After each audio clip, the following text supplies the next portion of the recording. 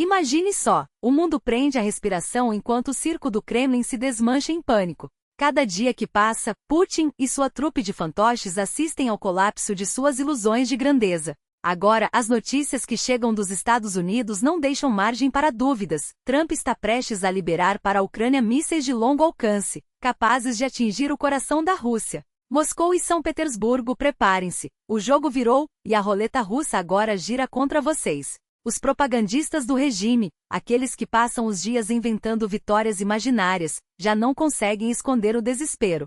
O líder supremo, aquele que se esconde em bunkers como um rato acuado, não tem mais cartas na manga. Seus generais sussurram entre si, seus aliados fogem como baratas quando a luz acende, e até os mais fiéis começam a perceber que o navio está afundando. Enquanto isso, o Ocidente não perde tempo. Se antes havia hesitação, agora a decisão é clara. Se Putin insiste em brincar com fogo, vai queimar os dedos, e não só os dele. Os discursos inflamados dos Soloviols da vida já não convencem nem a eles mesmos. Vamos mostrar a eles, gritavam enquanto drones ucranianos riscavam o céu de Moscou. Nossa superioridade é esmagadora, berravam enquanto suas próprias bases militares eram reduzidas a escombros. E agora? Agora só resta o choro e o ranger de dentes. Porque, convenhamos, quem é que ataca civis, hospitais e escolas senão um bando de covardes que não tem coragem de enfrentar um exército de verdade? Enquanto a Ucrânia mira em alvos militares, a Rússia despeja bombas em bairros residenciais e depois chora no colo da mídia estatal, inventando histórias sobre nazistas e terroristas que só existem na cabeça de quem precisa justificar seus crimes. E não adianta mais tentar enganar o mundo. Os Estados Unidos já deixaram claro, Putin não tem mais saída. As sanções estão apertando, os aliados estão sumindo, e até os chineses começam a olhar para o lado. O que resta? Ameaçar com armas nucleares? Fazer birra como uma criança mimada? Trump já cansou desse teatrinho. Ele não quer saber de negociações vazias, de promessas que nunca se cumprem. O que ele quer é acabar com essa guerra o mais rápido possível, e se for preciso, vai dar à Ucrânia as ferramentas para que ela mesma faça o serviço. Enquanto isso, na Rússia, o povo ainda acredita nas mentiras que lhe enfiam goela abaixo todos os dias. Vamos tomar Kiev em uma semana, diziam. A vitória é nossa, garantiam. Mas a realidade é cruel. Os tanques estão parados, os soldados desertam. E até os generais mais leais começam a questionar se vale a pena morrer por um homem que nem sequer mostra a cara. Os 50 dias que se aproximam não são de glória, mas de contagem regressiva. Uma contagem para o fim de um regime que se alimenta de medo, mentiras e sangue. E o mais irônico? Putin ainda acha que pode blefar. Ninguém ousa nos tocar. Repete, enquanto o mundo inteiro se une contra ele. Mas o blefe já foi descoberto. Os mísseis estão a caminho, as sanções vão apertar ainda mais, e a Ucrânia não vai parar até que cada centímetro de seu território seja libertado. Enquanto isso, o Kremlin se debate como um peixe fora d'água, tentando desesperadamente convencer a si mesmo de que ainda tem alguma chance. Mas a verdade é uma só, o jogo acabou. Putin perdeu. E agora, resta apenas esperar para ver quantas vidas mais serão sacrificadas antes que ele finalmente entenda que não há mais escapatória. A Rússia merece coisa melhor do que um ditador fracassado e seus delírios de grandeza. E o mundo finalmente está disposto a provar isso. Território seja reconquistado palmo a palmo. E o Kremlin, em seu desespero, tenta nos convencer de que ainda há saída, como se palavras vazias pudessem reverter o curso da história. Eles nos ameaçam, brandem promessas absurdas, repetem os mesmos erros como se o tempo não tivesse passado. Lembram-se do que esse fantoche dizia sobre a operação especial na região de Kursk? Tudo sob controle, vamos esmagá-los em dias. E o que aconteceu? Milhares de jovens russos, recrutas mal treinados, carne de canhão, foram atirados ao fogo. Cidades inteiras foram arrasadas por bombardeios não para libertar nada, mas para encobrir a vergonha de uma retirada humilhante. Depois vieram as sanções, os cortes de suprimentos, a economia sangrando enquanto o regime tenta vender a ilusão de normalidade. E o mais irônico? Enquanto Putin se esconde em bunkers apagando luzes como um fantasma assombrado por seus próprios fantasmas, o mundo assiste ao colapso de um império construído sobre mentiras. As sanções não são uma ameaça, são uma realidade. E não, elas não passarão despercebidas. Os oligarcas sentirão o golpe, as empresas de energia tremerão, e até a batata, sim, a batata, já não será mais a mesma. Lembram-se do ditadorzinho de Minsk tentando acalmar a população com discursos sobre autossuficiência? Pois é, a fome não escolhe bandeiras. Mas há um detalhe que torna tudo ainda mais patético. Enquanto o Ocidente se une, enquanto até os mais céticos reconhecem que Putin é um perigo, há um único homem que insiste em bancar o herói de uma tragédia que já acabou. Rádios ligadas, música triunfal, promessas de vitória final.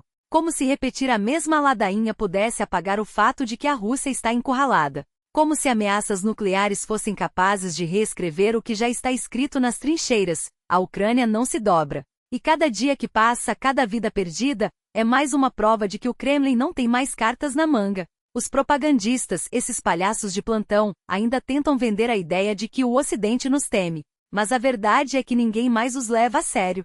Quando até os aliados de outrora, aqueles que um dia bajularam Putin, começam a chamá-lo de louco, é sinal de que o fim está próximo. A mobilização? Um suicídio. A economia? À beira do abismo. As forças armadas? Exauridas, desmoralizadas, dependentes de mercenários e equipamentos obsoletos. E o pior, o próprio povo já não acredita. As ruas estão vazias, os aplausos são forçados, e até os mais fanáticos começam a sussurrar que talvez, apenas talvez, o imperador esteja nu. E o que faz o grande estrategista quando percebe que perdeu o controle? Apaga as luzes. Literalmente. Como um menino assustado, ele vagueia pelos corredores do Kremlin, desligando interruptores, como se a escuridão pudesse esconder a verdade. Mas a verdade é como uma bomba de precisão. Não importa onde você se esconda, ela sempre encontra o alvo. Os mísseis Tomahawk não precisam de convites. As sanções não pedem permissão. E a história, essa juíza implacável, já deu seu veredito. A propaganda russa, essa máquina de ilusões, já não convence nem a si mesma. De operação especial, a guerra existencial de desnazificação, a defesa contra a OTAN, as desculpas mudam, mas o fracasso permanece. Antes, Putin falava em reunificação fraterna. Hoje não passa de um tirano acuado, repetindo como um disco riscado que a Rússia não pode perder. Mas perder é exatamente o que está acontecendo. E o mais triste? Ele sabe disso. Todos sabem. Até os que ainda aplaudem. A Rússia merece mais do que um líder que se esconde atrás de ameaças e mentiras. Merece mais do que um sistema que trata seu povo como massa de manobra e seus soldados como números em um relatório. Merece um futuro, não esse pesadelo de medo, repressão e isolamento. E o mundo finalmente está disposto a ajudar a construir esse futuro. Não com palavras, mas com ações. Não com promessas, mas com consequências. O jogo acabou. A única pergunta que resta é: quantas vidas mais serão desperdiçadas antes que o último ato dessa tragédia chegue ao fim? Chamados valores tradicionais, mas que na prática, não passam de um disfarce para a mesma velha sede de poder. Em 2020, Medvedev, o mesmo que um dia prometeu modernizar a Rússia e libertá-la das amarras do passado, assinou a emenda constitucional que permitiu a Putin permanecer no Kremlin até 2036. Na época, ele justificou: é uma garantia de estabilidade. Estabilidade para quem? Para os oligarcas que enriquecem enquanto o povo amarga filas em postos de saúde? Para os burocratas que transformaram a corrupção em política de Estado? Ou para o próprio Putin, que aos 71 anos, já não consegue disfarçar o medo de perder o controle? E não pense que essa metamorfose foi sutil.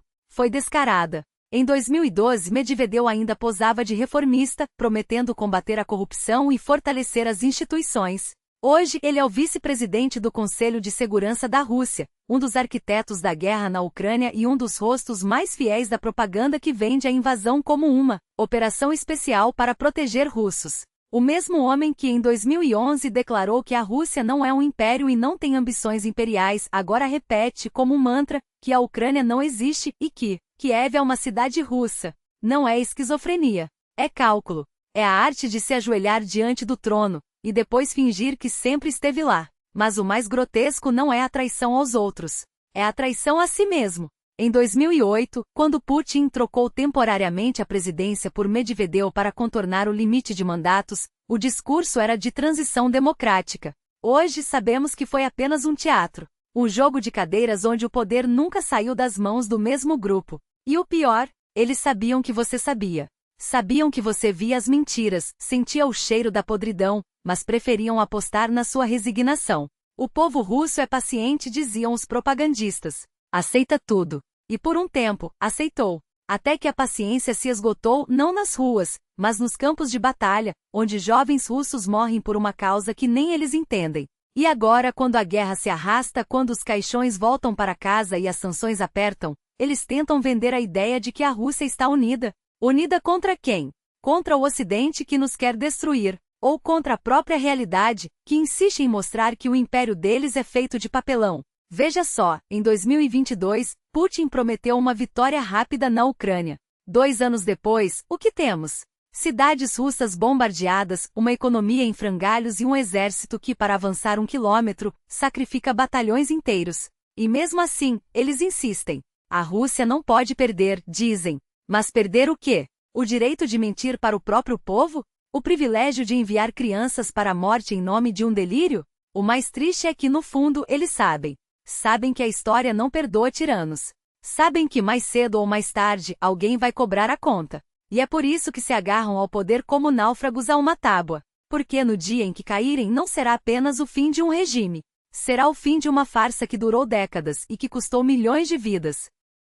Mas aqui está a boa notícia, a farsa já está desmoronando. Não por causa de um herói, não por causa de um salvador, mas porque a verdade, por mais que a escondam, sempre encontra um jeito de vazar. Pelas rachaduras do sistema, pelas vozes dos soldados que voltam traumatizados, pelas mães que choram seus filhos nas redes sociais, pelo simples fato de que uma mentira repetida 1000 vezes ainda é uma mentira. E mentiras, por mais poderosas que sejam, não constroem impérios. Elas os enterram. Então, quando você ouvir mais um discurso inflamado sobre glória russa ou destino histórico, lembre-se, não é patriotismo. É desespero. Não é força. É medo. E o medo, no fim das contas, é o único inimigo que eles nunca conseguirão derrotar, porque ele já está dentro deles. E eis que surge a tal delegação negociadora da Rússia, aquela mesma que após a primeira rodada de conversas ameaçou, se a Ucrânia não ceder 4 regiões, na próxima vez serão 6. Lembram-se? Pois é, a mesma cara de pau, o mesmo teatro de sombras, a mesma chantagem vestida de diplomacia.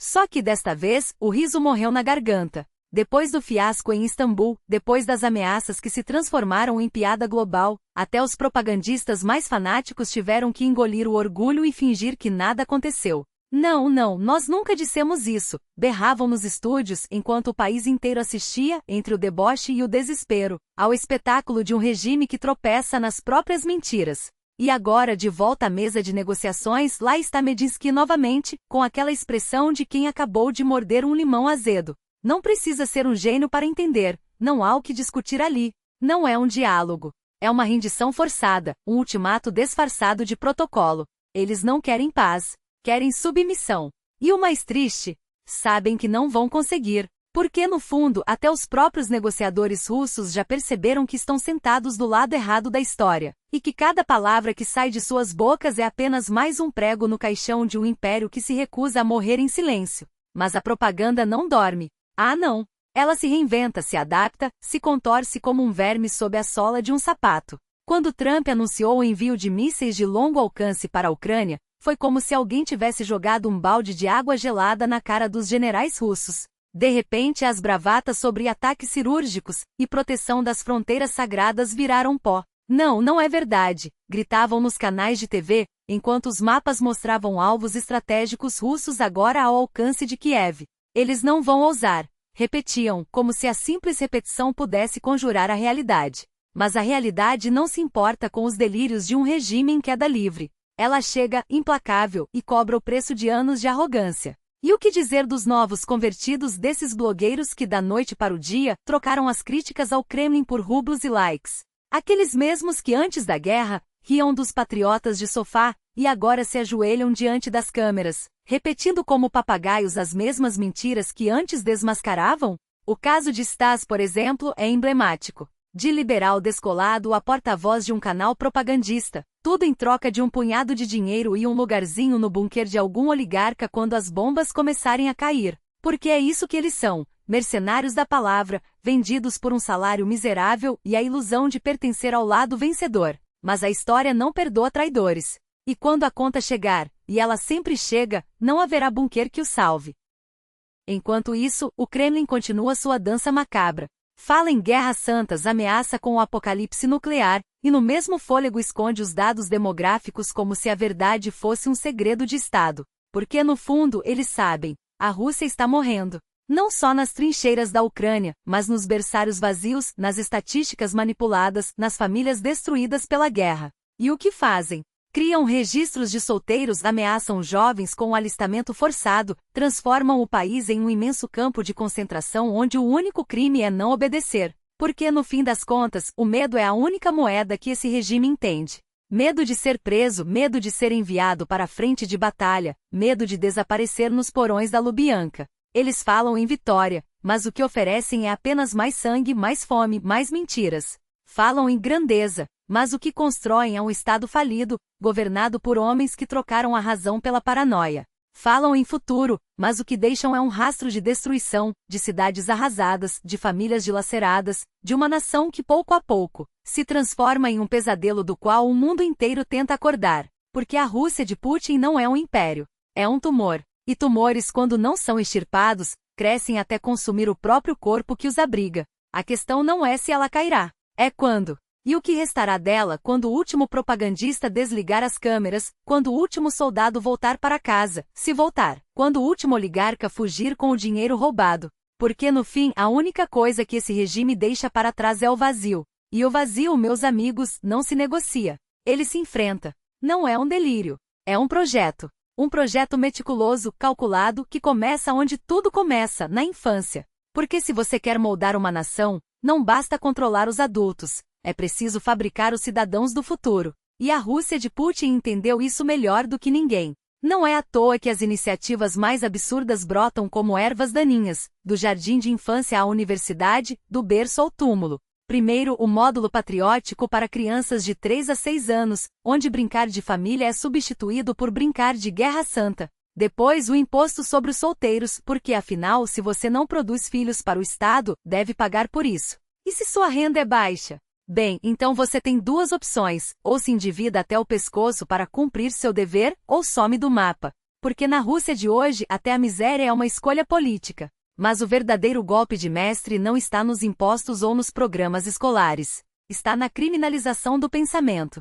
Não do ato, do desejo de agir. A nova lei que pune até a tentativa de acessar materiais extremistas, mesmo que seja por curiosidade, mesmo que seja por acidente, não é apenas uma aberração jurídica. É a realização literal do crime de pensamento de Orwell. E o mais assustador? Ninguém se surpreende. Porque a Rússia já vive nisso há anos. A diferença é que agora o regime nem se dá mais ao trabalho de disfarçar. Os próprios propagandistas, aqueles que passam a vida denunciando inimigos do povo, ficaram perplexos. Como escrever delações se até procurar o que é proibido já é crime? Como caçar hereges se o simples ato de questionar se torna heresia? A resposta é simples: não importa. O que importa é o medo. O medo de ser pego não fazendo nada, apenas pensando em fazer algo. E esse medo, meus amigos, é a argamassa que mantém o regime de pé.